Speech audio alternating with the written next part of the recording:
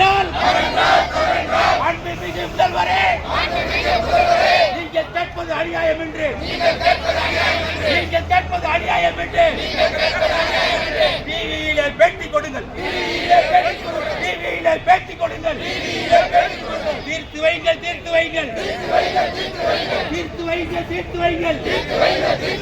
போக்குவரத்து தொழிலாளியின் நியாயமான கோரிக்கைகளை உடனடியாக தீர்த்து வைங்கள். இல்லை என்றால் இல்லை என்றால் தமிழகம் முழுவதும் அனைத்து பணிமனைகளும் இது போன்ற போராட்டங்கள் நடந்தே தீரும். எச்சரிக்கை எச்சரிக்கை எச்சரிக்கை செய்கின்றோம். போக்குவரத்து கழகங்களே, போக்குவரத்து அதிகாரிகளே, ஓய்வு பெறும் தொழிலாளிக்கு ஓய்வு பெறும் நாளன்று ஓய்வு கால பலன்களை உடனடியாக வழங்கிவிடு.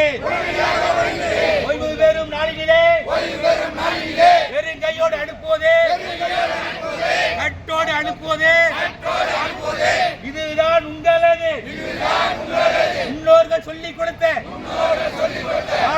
பாடமா திராவிடமான இதுதானா? சமூக நீதி இதுதானா? பதில் சொல்லுங்கள். வழங்கிவிடு. போக்குவரத்து தொழிலாளிக்கு ஓய்வு பெறும் நாளன்று ஓய்வு கால பலன்களை வழங்கி விடுங்கள். நாங்கள் கேட்பது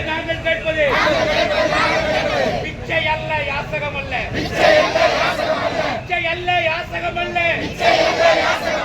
எங்களது உழைப்பிலே சேமித்து வைத்த தான் கேட்கிறோம். பொதுமக்களே,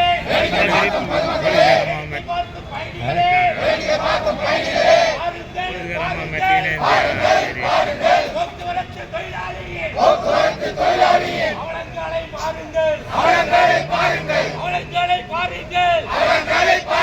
உங்களது பயணத்தலையை பூர்த்தி செய்த போக்குவரத்து தொழிலாளி ஓய்வு பெறும் போதிலே கட்டோடு நிற்கிறேன். அவலத்தை பாருங்கள். தமிழகத்தின் முதல்வரே, போக்குவரத்து அமைச்சரே, வழங்கிவிடு. ஓய்வு பெறும் தொழிலாளிக்கு ஓய்வு கால பலன்களை உடனடியாக வழங்கிவிடு.